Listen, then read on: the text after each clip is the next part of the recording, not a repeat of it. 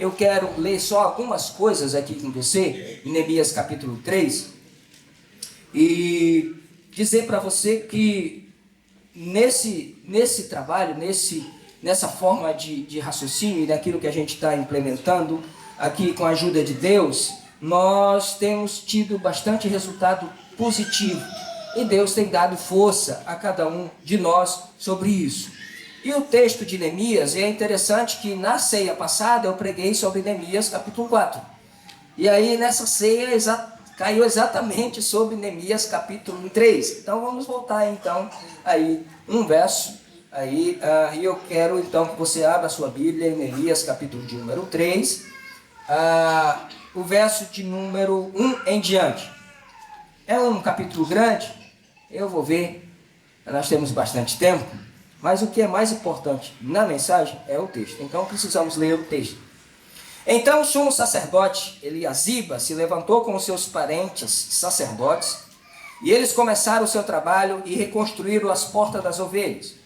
Eles a consagraram e colocaram as portas no lugar. Depois construíram o muro até a torre de Sem, que consagraram, até a torre de Hananael. Os homens de Jericó construíram o trecho seguinte. Isakur, filho de Inri, construiu logo adiante. As portas dos peixes foi reconstruída pelos filhos de Hassenaá. Eles puseram os batentes e colocaram as portas, os ferrolhos e as trancas no lugar. Meremote, filho de Urias, neto de Racós, fez os reparos do trecho seguinte. Ao seu lado, Mesulão, filho de Berequias, neto de Mesesabel, fez os reparos, e ao seu lado, Zadok, filho de Benaá, também fez os reparos. Os trechos seguintes foi reparado pelos homens de Tecoa, mas os nobres dessa cidade não quiseram se juntar ao serviço, rejeitando as orientações dos seus supervisores. A porta Gesana foi consertada por Joiada, filho de Pazeia, e por Mesulão, filho de Pesodias. Eles puseram os batentes e colocaram as portas, os ferrolhos e as trancas no lugar. No trecho seguinte, os reparos foram feitos por Melatias, o Gibeon, de Gibeon, e Jadon de Meronote. Homens de Gibeon e de Mispá, localidades que estavam sob as autoridades do governador da província do Trans-Eufrates. Uziel, filho de Araías, um dos ourives, fez os reparos do trecho seguinte, e Ananias, um dos perfumistas, fez o reparo do seu lado.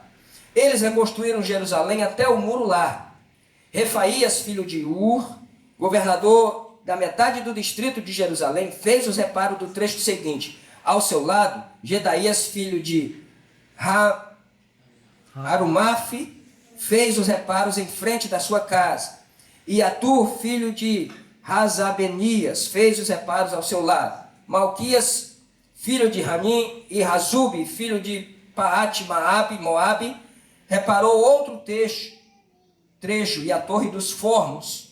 Salom, filho de Aloés, governador da outra metade do distrito de Jerusalém, fez os reparos dos trechos seguintes com a ajuda das suas filhas. Se eu continuar a leitura, ela vai aqui até o 32.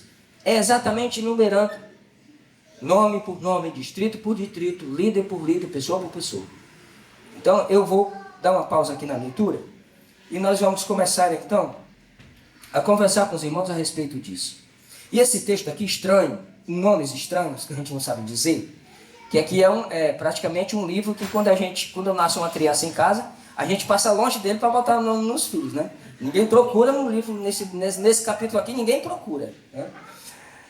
Existem muitas repetições e um texto que fala muito sobre liderança, é um texto que fala sobre administração, estratégia, relacionamento, gerenciamento, motivação, mobilização, é um texto que fala sobre fiscalização da obra, acompanhamento. Tudo isso está nesse capítulo aqui. Você acha que esses nomes aqui estão à toa, aqui, ou que alguém quis colocar? Existe um porquê de tudo isso. Esse capítulo, cheio de nomes estranhos, cheio de coisas diferentes, tem tanta coisa para nos ensinar hoje à noite. Neemias aqui, ele está delegando, ele delega tarefas para 38 grupos de pessoas diferentes. 38 frentes de trabalho.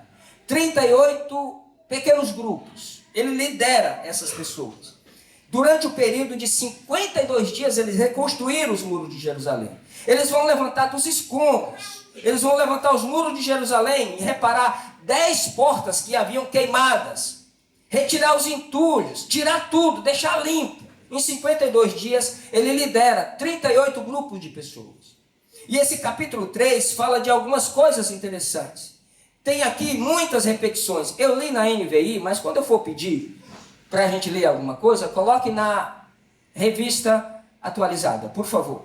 O capítulo 3, ele fala aqui de algumas coisas. Tem uma repetição aqui, que elas não estão aqui por acaso. Existem lições e princípios aqui. Se você pegar do capítulo 1 até o capítulo, do versículo 1 até o 15, vai sempre dizer, ao lado dele fez. E esse fez isso e isso, mas ao lado dele um outro fez. Ao lado dele o outro fez. Ao lado dele o outro fez. É como se dissesse, o Bira reconstruiu até aqui. Ao lado do Bira, o William continuou e reconstruiu até aqui. Ao lado do William, veio Gesiel e reconstruiu até aqui. Então ele começa a colocar do versículo 1 até ao lado.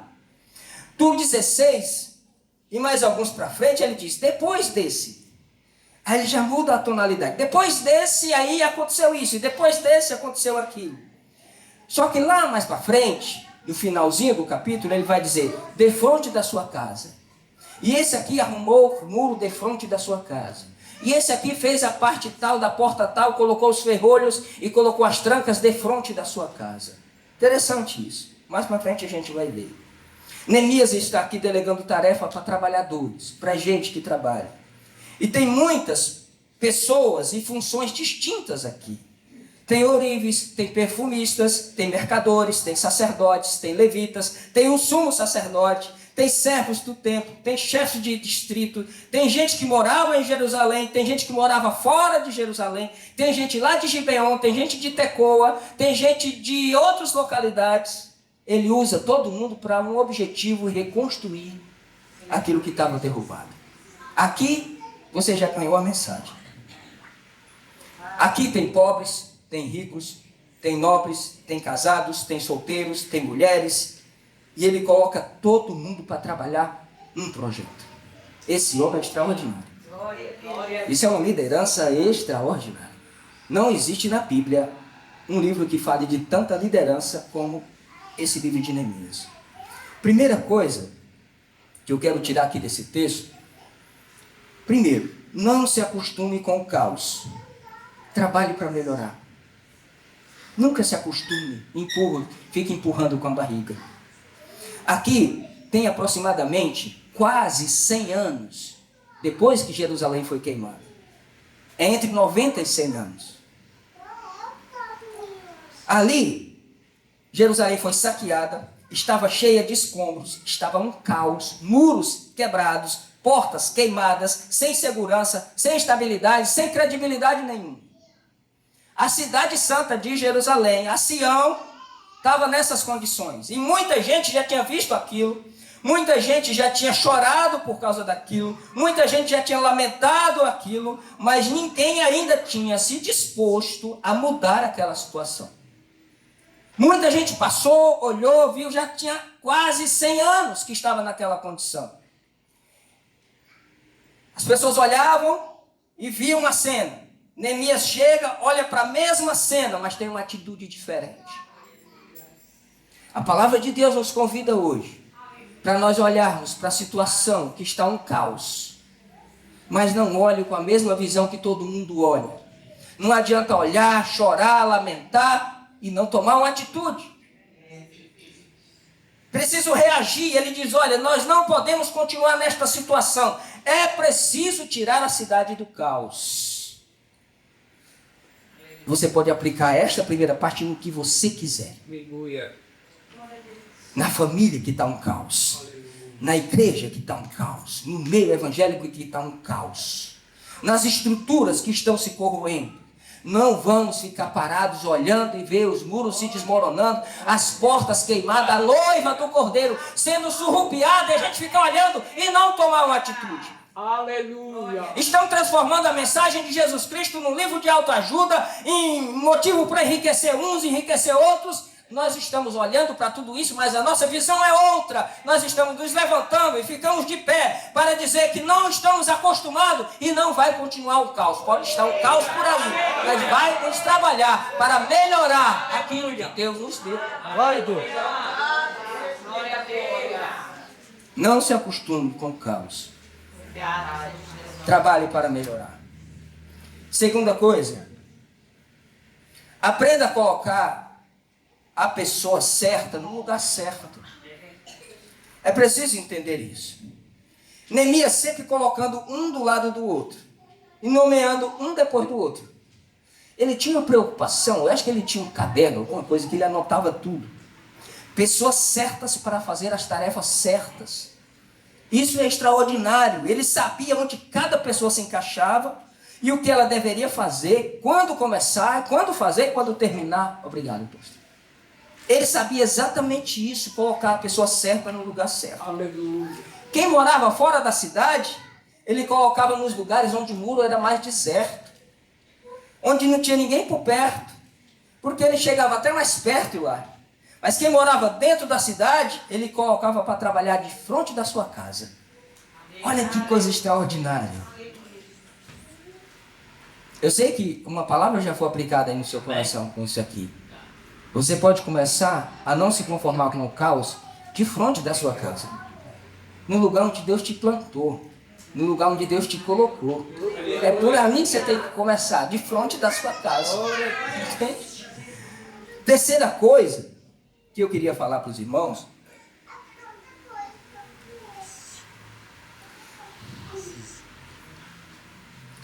Promova a harmonia entre todas as pessoas durante o trabalho. É preciso promover a harmonia, não é para fazer de qualquer jeito. Você vê a expressão aqui, um ao lado do outro, um junto do outro, um depois do outro. E todos estavam trabalhando. 38 equipes trabalhando um depois do outro e dando continuidade, um começando e o outro terminando. Não tinha ninguém ali escolhendo função, nem com inveja da função do outro, nem fazendo corpo mole porque estava consertando a porta e não estava fazendo o muro. Não tinha ninguém escolhendo o que fazer. Ali ele delegava e cada um fazia com alegria aquilo que precisava fazer. Um depois do outro. Promovia a harmonia entre as pessoas que trabalhavam. Cada um na sua função, trabalhando em equipe e fazendo com alegria. Hoje eu cheguei aqui e aí a gente tinha combinado para orar 15 minutos. Mas eu cheguei e aí tinha que buscar mais um irmão que precisava vir para a igreja. Falei, pastor, se eu não chegar às 18 horas, o senhor começa o culto. Mas quando eu cheguei aqui já tinha gente ensaiando, já tinha gente ligando o instrumento, já tinha gente fazendo aquilo. E cada um na sua função. E você chega, está tudo pronto. Tudo harmonicamente. Isso é maravilhoso, porque nós não estamos com um projeto particular. Aqui não tem um projeto meu nem seu. É um projeto de Deus, é um plano de Deus. E cabe a nós promover essa harmonia. Senhor, nós estamos reconstruindo a nossa Jerusalém.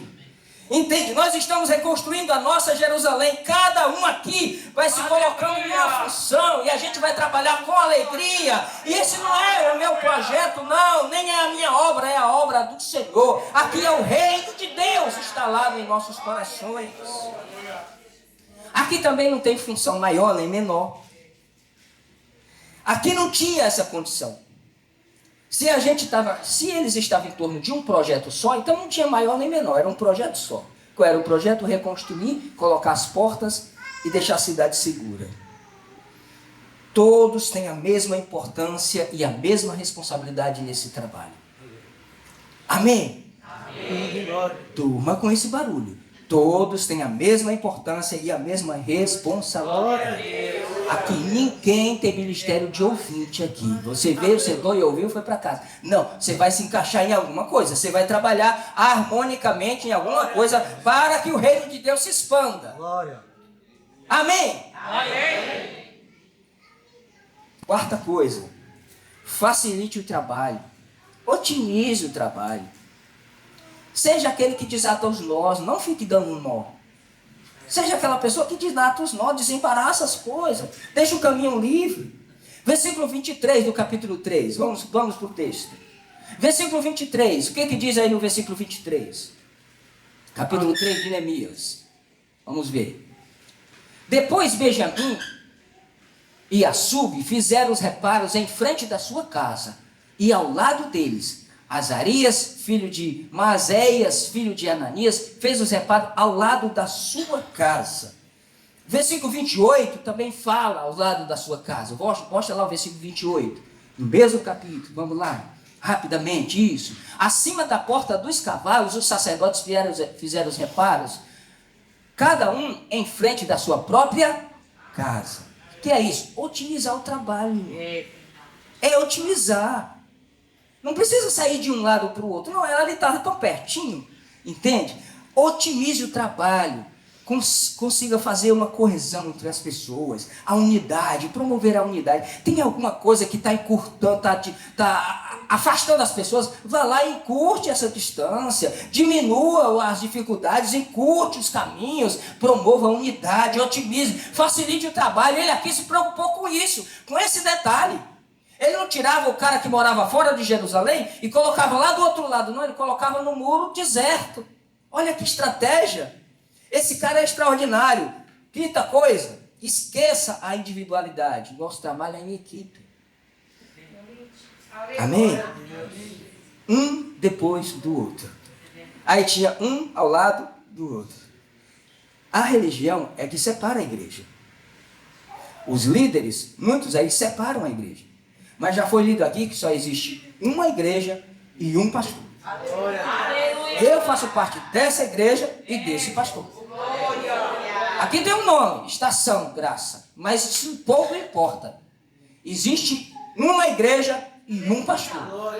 Ninguém é dono da igreja e ninguém marca território. Ninguém está marcando território. Não, aqui é uma igreja e um pastor. Esqueça a individualidade. Estamos trabalhando, não é para crescer o nosso ministério. Não, estamos trabalhando para o reino de Deus. É para o nosso Pai que nós estamos trabalhando. Um depois do outro. Um remendava a porta, o outro colocava o ferrolho, o outro arrumava o muro, o outro escorava o muro para o outro arrumar, o outro colocava o tijolo, o outro tirava os escombros. Um único projeto de cada um na sua função. A igreja precisa dar essa harmonia, sabe? Não está faltando nada. O que está faltando é a gente se colocar naquilo que Deus nos chamou. É a gente... E outra coisa, comece a gostar de pessoas, porque se você não gosta de pessoas, você não vai dar certo para trabalhar. É preciso amar pessoas, é preciso entender pessoas, é preciso abraçar pessoas, é preciso esquecer os problemas das pessoas e começar a ver que dentro daquela pessoa problemática tem uma alma igual a sua, que Jesus morreu por ela também. É preciso entender isso. Isso vale para tudo na vida. Funciona para toda instituição, trabalhar em equipe. Toda vez que você vai fazer um currículo para entregar para uma empresa, você escreve lá e às vezes até mente. Sou ótimo em trabalho de equipe.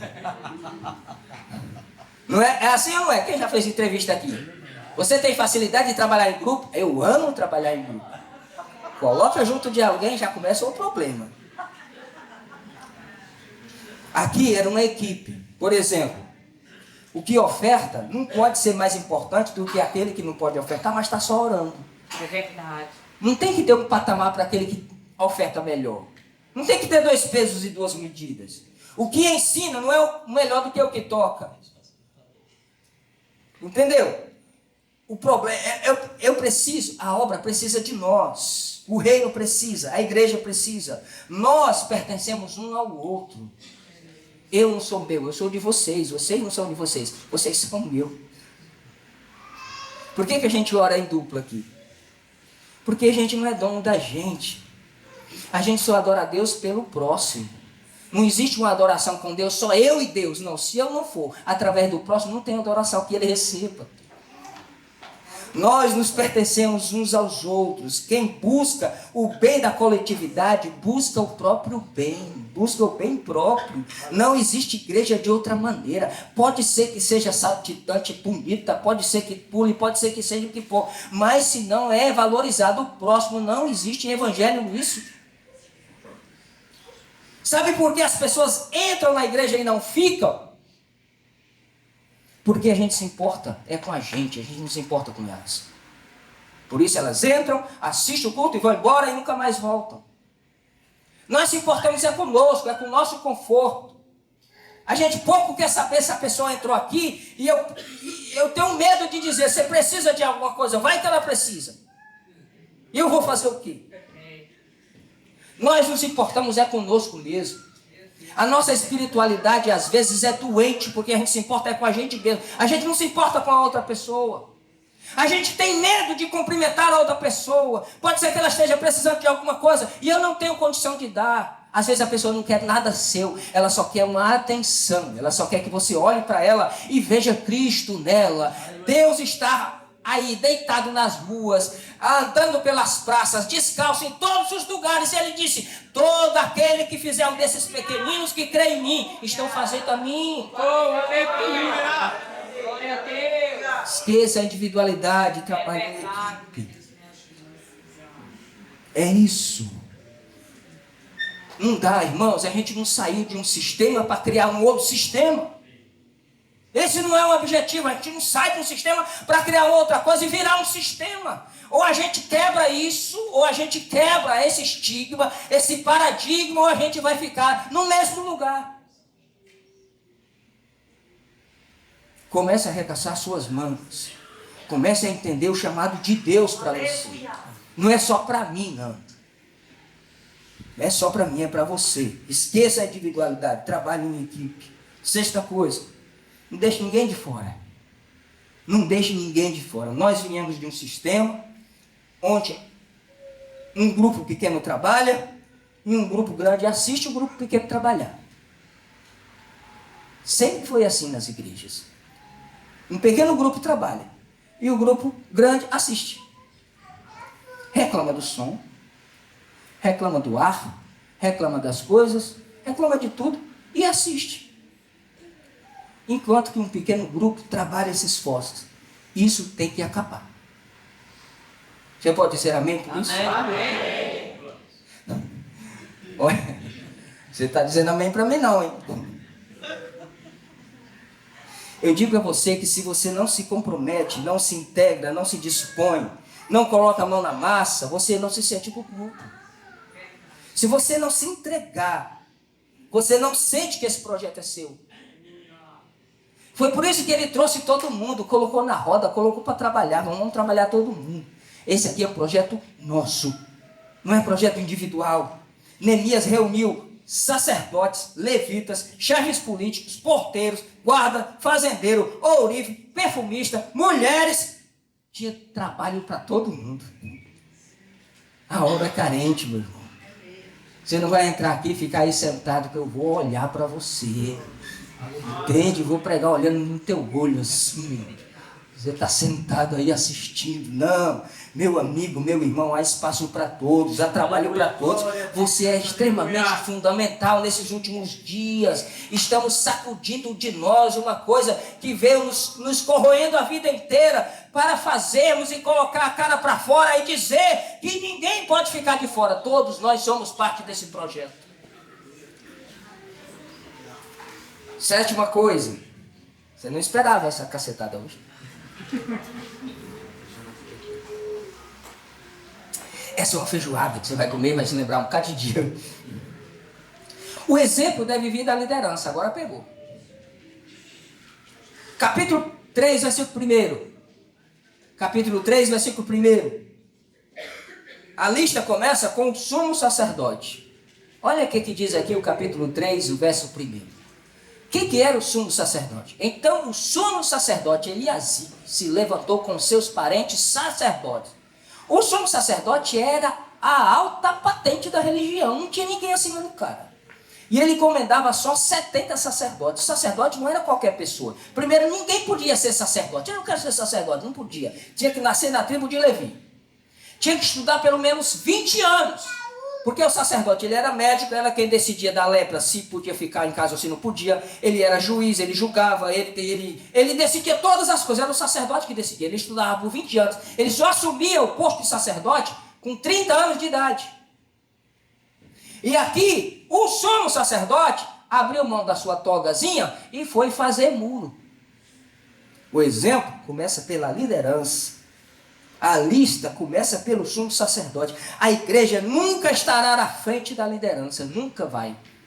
A igreja sempre segue a liderança, se é boa ou se é ruim.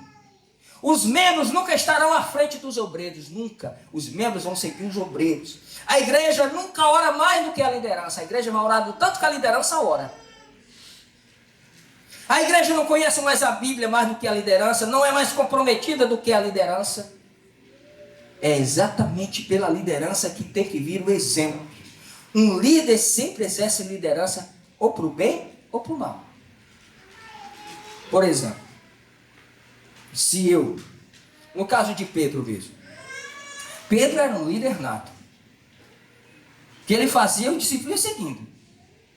Aí quando Jesus disse assim, olha, avisa para Pedro ir lá para Galileia, que eu já ressuscitei, mas eu quero conversar com ele lá. Aí ele chega lá, junto com os discípulos. Aí Jesus não aparece. Aí o que ele diz? Eu vou pescar. Jesus não veio mesmo? Eu vou voltar para a minha pescaria. Aí o que acontece? Nós vamos também. E aí foi mais 6 com ele.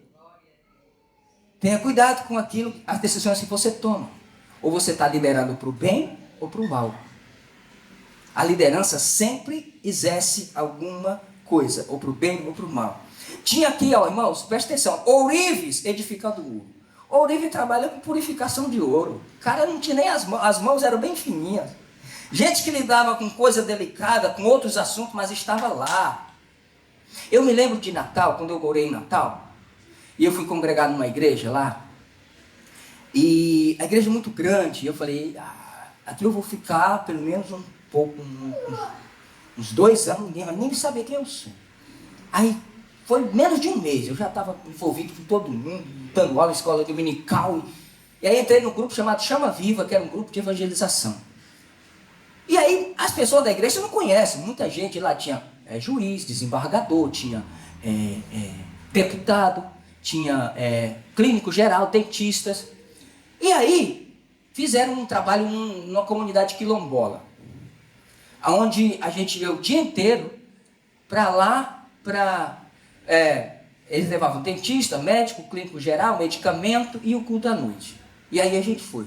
Quando eu chego lá, tá lá o irmão que tirava a oferta na igreja, com a salva. O cara era clínico geral, tirando a oferta. E eu nem conhecia, eu falei, esse irmão é clínico geral, é o que tira a oferta lá na igreja? Eu falei, é. A outra irmã que trabalhava lá, com um motorzinho lá no teto, eu falei, meu Deus do céu, essa gente. As pessoas hoje não querem levar um banco para cá, outro para ali. Irmãos, gente que lidava com coisa delicada estava construindo muros. Vamos parar de besteira. Vamos arregaçar na sua manga e fazer o que precisa fazer. A gente tem que fazer o que precisa fazer. Entende isso? O versículo 12 até o 16, você vai ver chefes. Do versículo 12 até o 16 tem chefes, tem homens com cargos públicos de liderança, acostumados a delegar, abrindo mão das suas cadeiras confortáveis para consertar a porta queimada. Aleluia! A obra está perecendo. Irmãos, vocês não estão vendo o que estão fazendo com a igreja?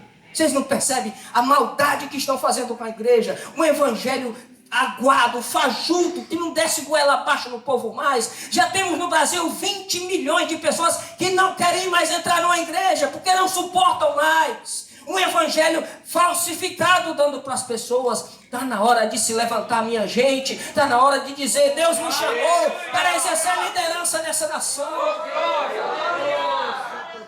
Deus chamou a gente para isso. Levanta, meu povo, levanta, minha gente. Vamos para cima. 7ª coisa. Mulheres são essenciais no trabalho do Senhor. É maravilhoso. É muito melhor trabalhar com as mulheres do que com alguns homens. É mesmo, as irmãs estão dizendo aí. Versículo 12. Coloca aí o versículo 12, por favor. Salum, filho de Aloés, governador de outra metade do distrito de Jerusalém, fez os reparos do trecho seguinte com a ajuda de quem? Das suas filhas. O cara era um maioral da outra metade de Jerusalém, abriu mão para fazer os reparos e levou as meninas junto. Com certeza essas meninas não tinham experiência com muro, mas estavam ali trabalhando. E os nossos filhos precisam estar nesse projeto, precisam estar. As nossas crianças precisam entender o que é reino de Deus, elas precisam entender o que é o trabalho do Senhor, elas precisam dar continuidade ao nosso trabalho. É nós, é as nossas mulheres, é os nossos filhos. Eu e a minha casa serviremos ao Senhor. Glória a Deus. Glória a Deus. Todo mundo, irmãos, todo mundo. Versículo 9 lugar. Versículo 9. Já estou até me perdendo. Gente que fora também pode participar, por que não? Claro que pode. Aqui eu não sou ciumento, tá? Ninguém é ciumento aqui. Se tiver em 2 cultos aqui, 3 não sei aonde, fique à vontade. Para mim, você é livre. E você faz parte da igreja de Deus. Agora, se você faz parte da igreja de alguém, se envolve lá e se forme lá com alguém. Mas quem é da igreja de Deus pode vir um culto aqui, 10 lá, para mim pouco importa. Trabalha para o reino de Deus, meu irmão. Gente que fora. Quer ver? Versículo 5. Coloca aí o versículo 5. O trecho seguinte foi reparado pelos homens de Tecoa, mas os nobres dessa cidade não quiseram se juntar ao serviço, rejeitando a orientação dos seus supervisores. Versículo 7. Tecoa era longe. O trecho seguinte, os reparos foram feitos por Melatias, lá de Gibeon, Gibeonita.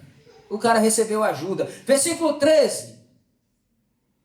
Volta lá, isso. A porta do vale foi reparada pelos moradores de Sanoa. Tinha nada a ver com Jerusalém. Era gente de fora. Gente de Tecoa, gente de Mispa, gente de Zanoa, gente de todos os lugares. Vem, meu filho, vamos trabalhar. Gente de Sorocaba, gente de não sei da onde, gente da Avenida Zélia, gente do Parque dos Camargos, gente do Parque Viana. Pode vir todo mundo, vamos trabalhar.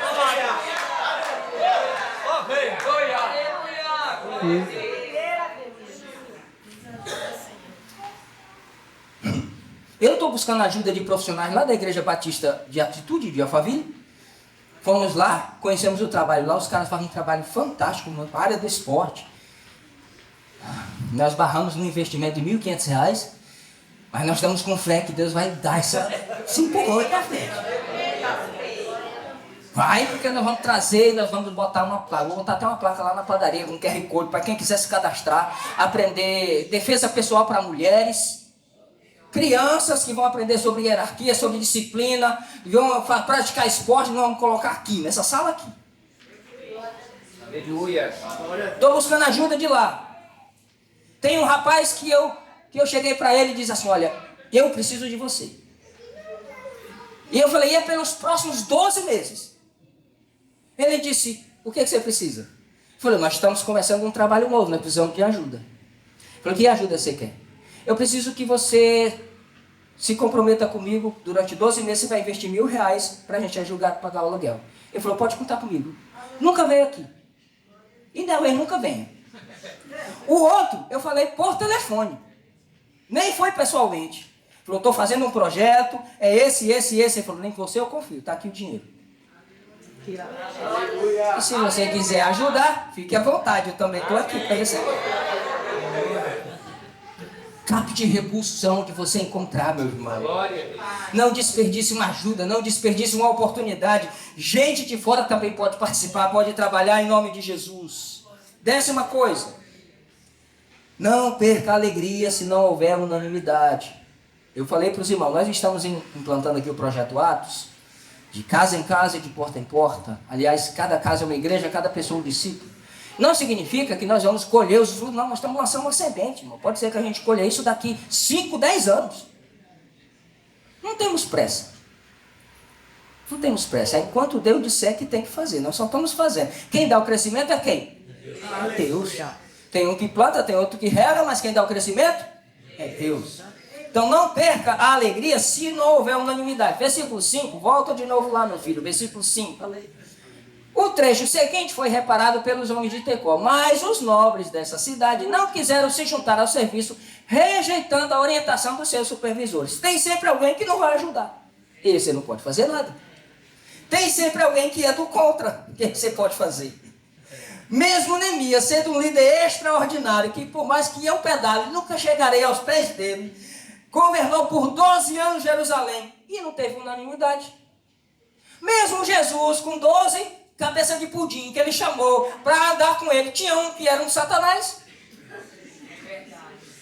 Vai ter sempre alguém, irmão, que não vai ter unanimidade. No meio sempre existe uma voz que se destoa, que se opõe, que vai não quer colocar a mão. Mas está tudo bem. É assim a obra de Deus, vai dar tudo certo. Nenhum trabalho sério será feito sem oposição. Não se faz nada sério sem oposição. O próprio Paulo disse para Timóteo, se você for zeloso do bem, você vai ser perseguido. Então, ao encontrar resistência, não perca o ânimo. E nem a alegria, e nem o entusiasmo. E nem perca o foco. Nobres de Tecoa, lá de fora. Mas se você pegar o capítulo 4, que eu preguei na ceia passada, o povo de Judá também se desmotivou. Falou, não vamos mais fazer esse negócio não, é entulho demais. O povo está cansado de carregar entulho para cima, entulho para baixo. Não dá, estão dizendo que vão nos pegar. Já se juntaram as nações para vir contra nós. O Sambalate está liderando todo mundo. A gente vai se acabar. Tanto tem a oposição de fora, como às vezes tem de dentro. Mas não pode desanimar. Se for para desanimar, nem começa. Tinha uma menina que trabalhava comigo, ela dizia assim, está com medo porque veio. Eu quero concluir essa mensagem para a gente participar da ceia. Primeira coisa. Você quer ser um bom líder? Não? Sim. Sim, isso é um sim. Não é não. Para mim isso é um sim. Aí você vai dizer, eu vou liderar o quê? Tua casa, tua vida, as tuas emoções. Você quer ser um bom líder, sim ou não? Sim. Trate as pessoas pelo nome. Converse com as pessoas e chame pelo nome. Neemias, eu li aqui 13 versículos, você já se cansou. Neemias falava o nome, os nomes difíceis de escrever, difícil de falar, mas ele chamava pelo nome. Ele sabia quem era cada pessoa, sabia o valor de cada pessoa, fez questão de citar o nome de cada uma dessas pessoas. Trate as pessoas pelo nome, não se esqueça do nome das pessoas, grave o nome das pessoas, lide com as pessoas e as trate com respeito, com consideração, conheça as pessoas. Sabe por que você convida o seu vizinho e ele nunca vem na igreja? Porque você nunca foi na casa dele para oferecer ajuda para nada, você só convida. Trate as pessoas pelo nome, conheça as pessoas. Lide com as pessoas com respeito. Ela sente quando existe sinceridade. A pessoa sente quando existe respeito. Quando existe verdade naquilo que você está falando. A pessoa percebe isso. Segunda coisa, você quer ser um bom líder, sim ou não? Sim. Motive os seus trabalhadores. É isso que Neemias fazia aqui. Nenhum funcionário desmotivado produz o que deveria produzir numa empresa. Você sabe disso. Você é desmotivado, você até atrapalha os outros, dissemina uns boatos, faz um negócio danado. Funcionário desmotivado é um desastre. Aqui não é uma empresa que quando você acerta, recebe um prêmio, e quando você erra, você recebe uma punição. Aqui não é o Roberto Justus. Não é o programa do aprendiz. Você acertou, você vai viajar. Você errou, fica de castigo. Não. Aqui todos são voluntários, irmãos. Todos são voluntários. Um ajuda mais, outro ajuda menos. Um se compromete mais, uns trabalham mais, outros trabalham menos. Um consegue vir mais dias, outros conseguem vir menos. Mas todo mundo tem o seu valor aqui. Todo mundo está sendo motivado. Aqui você será encorajado. Sabe por quê? Jesus te chama de servo bom e fiel. Foste fiel no pouco, eu vou te colocar no muito. Não se preocupe, mas seja fiel àquilo que Deus me chamou. E Neemias defendia os irmãos. É interessante isso. Ele defendia, ele estava perto. No capítulo 4 você vai ver que ele tinha um corneteiro do lado dele, com a trombetinha. Quando tinha qualquer rumor de briga ou de qualquer coisa, ou de ameaça de fora, ele tocava a trombeta e falava, quando vocês ouvirem o toque, vocês correm para cá. Porque vocês estão muito separados, tem uma equipe trabalhando aqui, outra está muito longe. Se acontecer alguma coisa, algum ataque em alguma equipe, toca a trombeta. Quando vocês ouvirem o som da trombeta, corre todo mundo para cá. Isso é preocupação.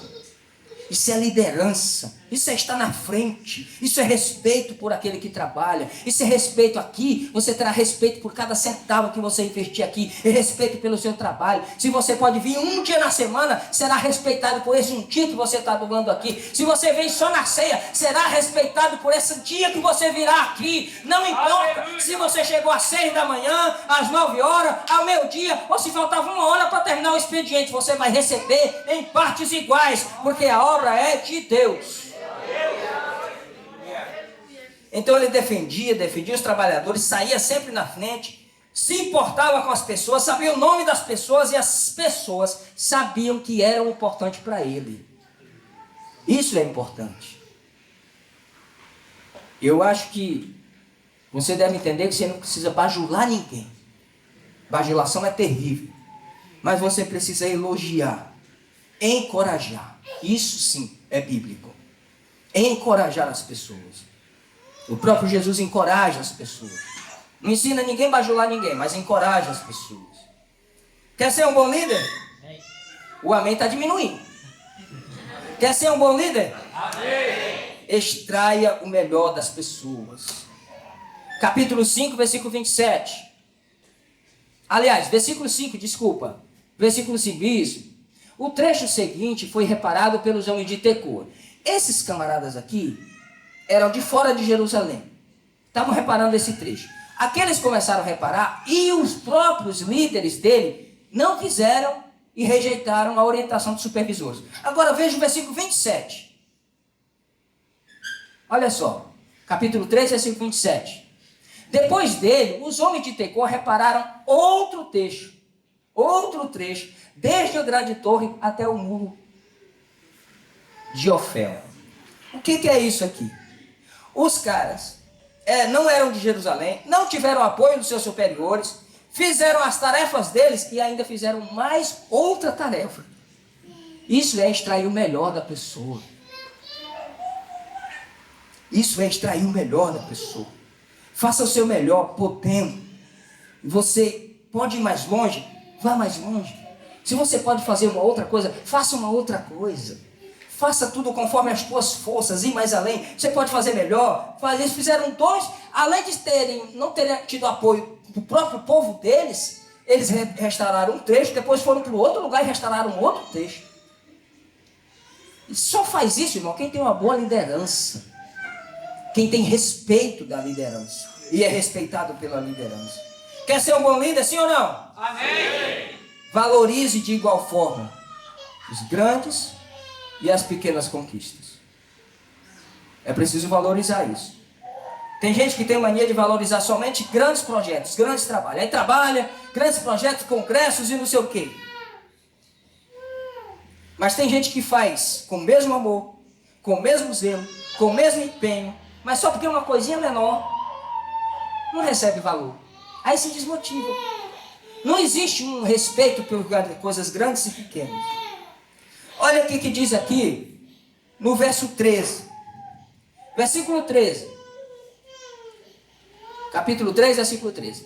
A porta do vale foi reparada por Hanum e pelos moradores de Zanoa. Eles a reconstruíram e colocaram as portas, os ferrolhos e as trancas no lugar. Depois repararam 1000 côvados de muro até a porta do esterro. Os caras colocaram uma porta com os ferrolhos. Jerusalém tinha 12 portas, 10 delas estavam queimadas. Eles restauraram uma porta, colocaram os ferrolhos, restauraram completo e fizeram 1000 côvados de muro, que dá 500 metros de muro. Aí o versículo 14 fala de quem? A porta do esterro foi reparada por Malquias, filho de Recabe, o governador do distrito de Bet-Aquerem. Ele reconstruiu, colocou as portas, os ferrolhos e as trancas no lugar. Enquanto de um lado tinha um cara que restaurou 500 metros de muro e mais uma porta, do outro tinha um cara que restaurou só uma porta. E receberam o mesmo valor. Isso significa que a importância não é a quantidade de dinheiro que você dá, não é a quantidade de tempo que você dispõe. Para Deus tem o mesmo valor aquele que oferta R$1, aquele que oferta 1000. Para Deus tem o mesmo valor aquele que se doa a semana inteira e aquele que vem uma vez por semana. Para Deus tem o mesmo valor. O importante é o que está no teu coração. Valorize as coisas grandes e as coisas pequenas também. E você que está aqui hoje, que pode vir poucos dias na semana, não se sinta desvalorizado. E se sentir assim, me chame para a gente conversar. Quase que não sai. O 14 levanta uma porta. No 13 o cara levanta uma porta e constrói 500 metros de muro. Todos receberam o mesmo valor. Isso, a Bíblia está cheia disso, irmãos. Jesus disse e mostrou lá. O camarada chegou 6 horas da manhã, o outro chegou 9 horas, o outro chegou meio-dia, o outro chegou às 3 da tarde. E aí o cara passou na praça 5 horas da tarde. Tá, o cara tá parado, vai lá para vir trabalhar. O cara trabalhou 1 hora, na hora de pagar, pagou todo mundo igual. Aí o cara que chegou às 6 horas, não gostou não. Que injustiça. Falou, mas rapaz, você tá com ciúme porque eu sou bom, né? O dinheiro não é meu? Quanto que eu combinei contigo? Você me combinou o valor. Eu te dei quanto? Você me deu o valor que você combinou. Então pega o que é teu e vai embora. Deixa que eu dou o que é meu e distribuo para quem eu quiser. Para Deus tem o mesmo valor, meu irmão. Para Deus tem a mesma importância. Aleluia. Neemias aqui aprecia o trabalho de todos, irmãos. Cada criança que você colocar no braço aqui, cada coisa que você fizer, cada chão que você limpa, cada aspirador que você passa aqui, é para Deus, é para o Senhor. Dê o mesmo valor dessa mensagem que eu demorei a semana inteira para fazer. Aleluia. Devemos dar o mesmo valor para quem limpa a igreja, para quem faz o cafezinho, para quem traz um bolo de casa. Eu subi na igreja, minha irmã vinha com um bolo e uma criança de um lado. E eu falei, não é possível, eu não pego a criança ou o bolo? Eu pego o bolo.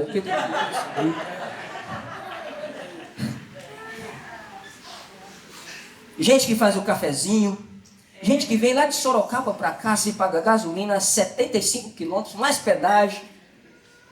Tem o mesmo valor de quem quer embora aqui na frente. Não tem diferença nenhuma. O mesmo acontece com quem passa os slides, com quem liga o som, com quem demora uma semana preparando a mensagem como essa. Quinto lugar para a gente terminar. Quer ser um bom líder, sim ou não? Sim. Delegue autoridade a outros. Você não consegue fazer nada sozinho.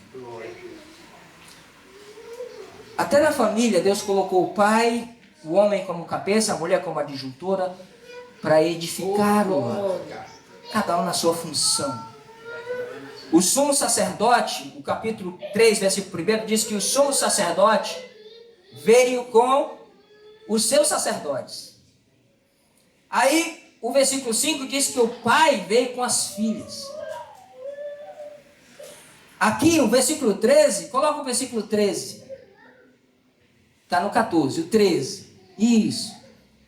Aqui, ó, eles reconstruíram e colocaram as portas, foi olho.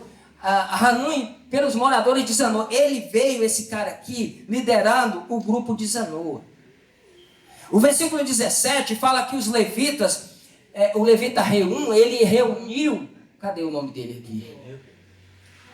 Ó, a responsabilidade de Neum, que era filho de Bani, junto dos Razapias, o governador da metade do distrito de Queiro, o cara veio liderando um grupo, começa a delegar. Por que a gente quer formar líderes para entrarem nas casas, para fazerem grupos de oração, grupos de estudo da palavra, grupos de crescimento? Porque a gente não consegue fazer sozinho. Eu não consigo estar em 2 lugares ao mesmo tempo. E eu sei que esse negócio vai caminhar. Eu sei que esse negócio vai andar. Não é que ninguém me falou, não é porque eu ouvi mensagem nenhuma, é porque aqui dentro tem uma coisa que me fala, isso vai dar certo, isso vai andar, isso vai continuar. O que queremos é que cada casa seja uma igreja. O que queremos é que cada pessoa seja um discípulo. Isso é pedir muito, igual. Vamos treinar.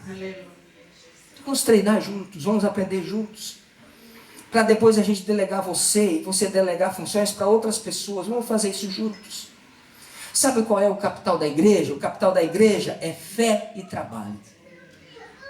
E eu quero usar uma palavra do pastor Hernandes Dias Lopes aqui, que ele diz o seguinte: não existe igreja pobre, existe igreja desmotivada. Eu tenho uma cacetada com essa frase, porque eu queria abortar o projeto por causa de R$1.500 que tinha que investir, e eu falei, e agora eu já estou pelo pescoço, como é que eu vou fazer? Aí ele diz, o capital da igreja é fé e trabalho. Trabalho a gente sabe, e fé a gente tem. Então vamos colocar em prática e Deus vai nos dar. Neemias não conseguiria fazer isso sozinho em 52 dias, nunca, irmãos. Nossa igreja ter muitos projetos. Se nós olharmos para as dificuldades, não vamos fazer. Se apenas alguns colocarem a mão na massa e retirarem depois, nós não vamos conseguir. Mas se nós nos unirmos, dá para fazer.